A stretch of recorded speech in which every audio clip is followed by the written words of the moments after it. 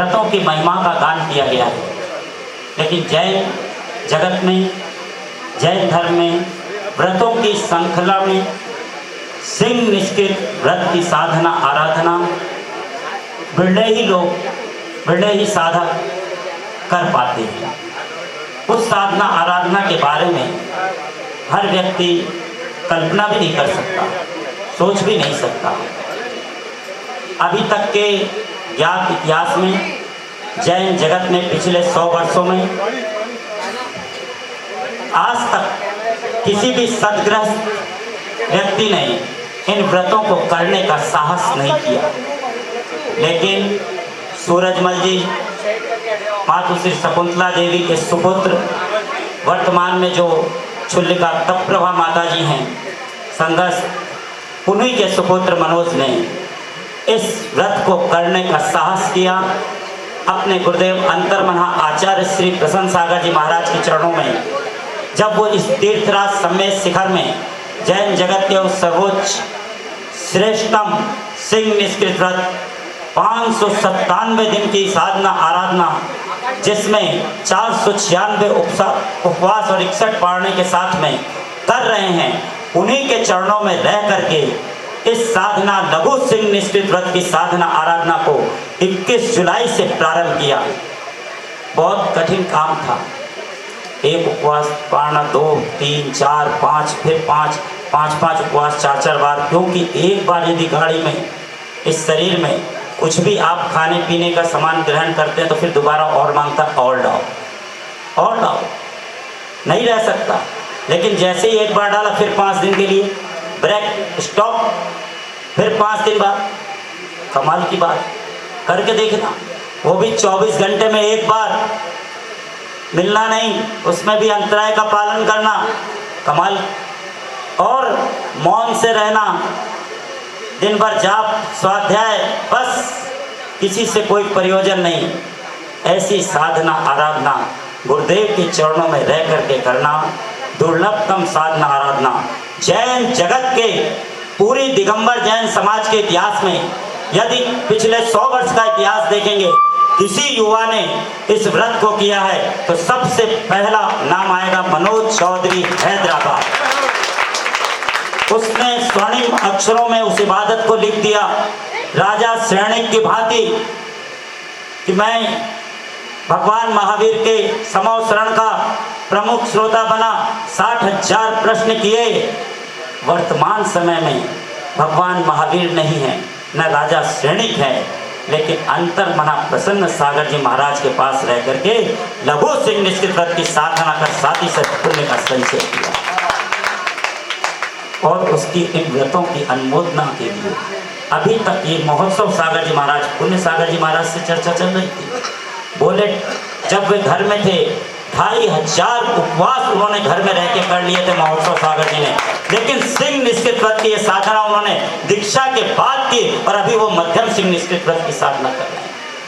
सोचो जरा सा, आप और हम सब सौभाग्यशाली हैं कि इस इतिहास के साक्षी बन रहे हैं, सामने देख रहे हैं। जो कार्य एक बार हो चुका दोबारा भी हो सकता है। कोई भी आत्मा परमात्मा बन सकती है, कभी भी वैराग्य उमड़ सकता है, और कभी भी कोई भी कार्य हो सकता है, और कोई भी कार्य असंभव नहीं है, क्योंकि यहाँ पर आचार्य संभव सागर जी महाराज का आशीर्वाद बरस रहा है। और ये तभी बरसेगा जब भीतर विशुद्धि होगी। तो आचार्य विशुद्ध सागर जी महाराज की भी कृपा उनके ऊपर बरस रही है, और उनके पास भी अनुत्तर सागर जी महाराज, सौम्य सागर जी महाराज, वो भी सिंह निष्कृत व्रत की साधना आराधना कर रहे हैं, लघु और मध्यम। और यहाँ पर जब ये सब चीज़ें होंगी, व्रत करेंगे, अभी भैया जी कह रहे थे, तरुण भैया जी, कि व्रत के समय पीड़ा होती है, पीड़ा हो रही होगी, लेकिन अब उसको प्रसन्नता का अनुभव हुआ। उसको तो पीड़ा कभी हुई नहीं, क्योंकि वो शुरू से अंतर्मना प्रसन्न सागर जी गुरुदेव के चरणों में था, उनका नाम ही प्रसन्न सागर जी था, इसकी प्रसन्नता हमेशा बरसती रही उसके पास। सच्चाई के लिए हमने उससे जब भी पूछा, बोला आनंदित हो। और हर व्रत में रोज उसका नियम है, जब से यहाँ पर आया है, मंदिर में पारसनाथ भगवान के अभिषेक करना, और शाम को ठीक 6:30 बजे 6 बजे करीब यहाँ से वो जाता चंद्र प्रभु जी नाथ और इसका श्रेय देता अपनी श्रीमती पायल को। कहता पायल नहीं होती मैं इतना आगे नहीं बढ़ सकता। उसने कहा आप निश्चिंत होकर गुरुदेव की सेवा में रहें और व्रतों को आनंद के साथ में करें, मैं हूँ ना। बस मेरी एक ही ख्वाहिश है कि संध्या के समय चंद्र प्रभु जिनालय जाके एक दीपक हम लोग जला के आएंगे और उस समय जाके रोज एक दीपक जला के आएंगे। और इसका ये भी नियम यहाँ पर नहीं, जब भी घर पे रहेगा, हैदराबाद रहेगा, दिल्ली रहेगा, हर अमावस्या को पैठन नगरी में पहुँचेगा। और पैठन नगरी में मुनि सूरतनाथ भगवान की जो रेत से निर्मित प्रतिमा है, ऐसी किंवदंती है कि खरदूषण ने उसकी पूजा आराधना की थी, रावण ने उसकी आराधना की थी। ऐसी किंवदंती उस प्रतिमा का वहाँ पर पहुँच करके दीपक जलाना, परिक्रमा करना, ये पैठन में। और पैठन में जितना भी आपको चांदी की दीवारें, चांदी का काम दिख रहा है, उसमें प्रमुख भूमिका निभाई है तो मनोज चौधरी हैदराबाद में।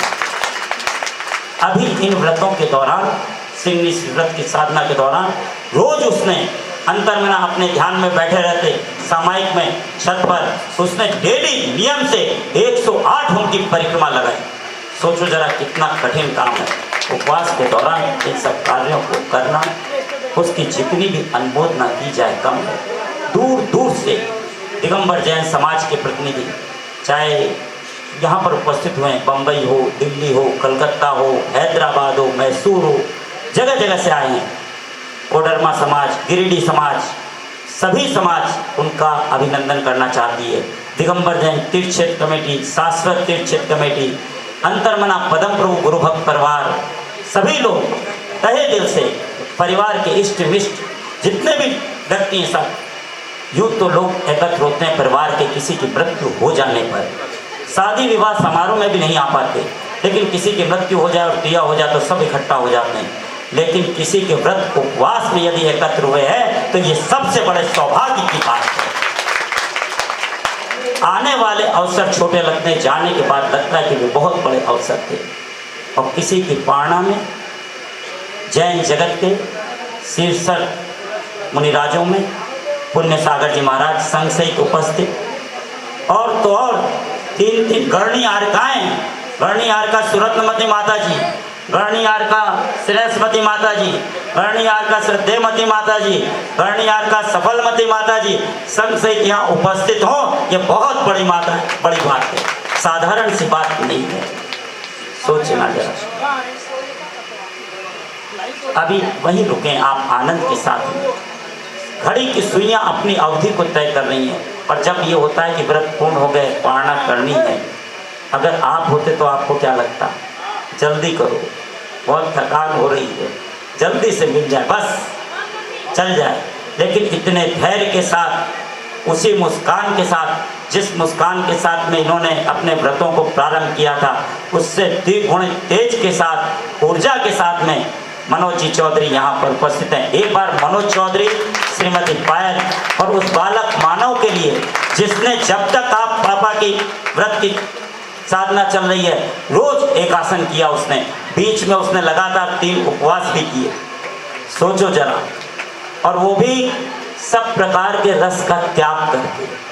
कोई साधारण बात नहीं। मानव गोल्डी, उसने भी 5 उपवास अभी पर्यूषण पर्व में कर लिए।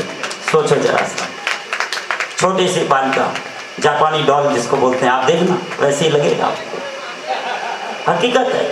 तो इसलिए इनकी जितनी भी अनुमोदना की जाए कम। एक बार अपने दोनों हाथ उठा के जोरदार कीर्तन ध्वनि करें अनुमोदना के लिए।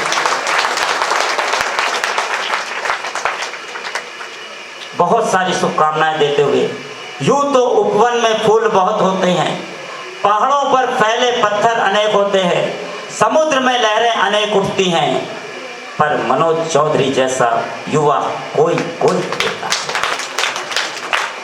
आने वाले समय में जैन जगत के संपूर्ण जैन समाज निश्चित रूप से मनोज चौधरी की इस साधना आराधना से प्रेरणा दे करके अपने जीवन में आगे बढ़ सकेगी।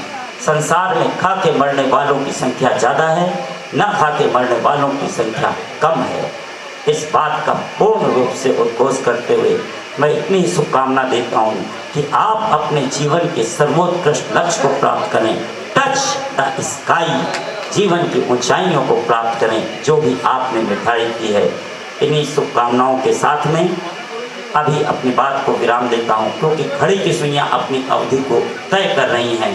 और पुण्य सागर जी महाराज का आशीर्वाद, उन्होंने बहुत बड़ी बात कही। कल जब अंतर्मना की पारणा थी तो बोले उसकी पारणा कितने बजे होगी? हमने कहा 10:30 बजे। बोले नहीं, 11 बजे का समय निर्धारित करो, 11 बजे होगी। और पारणा कहाँ होगी? स्वयं उन्होंने जगह का, स्थान का चयन किया। यहाँ तक आए, यहाँ देखे, बोले यहीं होगी, इसी स्टेज पे होगी, इसी प्रकार से यहाँ बैठेंगे। पूर्ण रूप से उसको, उस पारणा को व्यवस्थित करने का काम किया तो पुण्य सागर जी महाराज ने। अपनी बात को विराम देते हुए आप सबके भीतर बैठे हुए परमात्मा को मैं नमन करता हूँ और आशा एवं विश्वास करता हूँ आज मनोज चौधरी की इस पारणा पे इतना ही संकल्प कर लेना कि हम जीवन में कभी भी अपशब्द नहीं बोलेंगे, चाहे कुछ भी हो जाए। बस ये आपके जीवन में मील का पत्थर साबित हो जाएगा। अपनी वाणी और अपने व्यवहार को संभाल के रखो, जीवन में ऊंचाइयों को प्राप्त कर लोगे। जय भीम, जय भीम।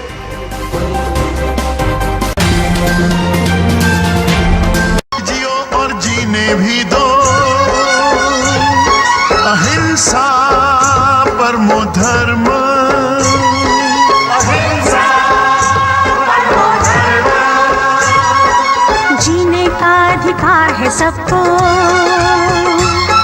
अहिंसा परमो धर्म। जियो और जीने भी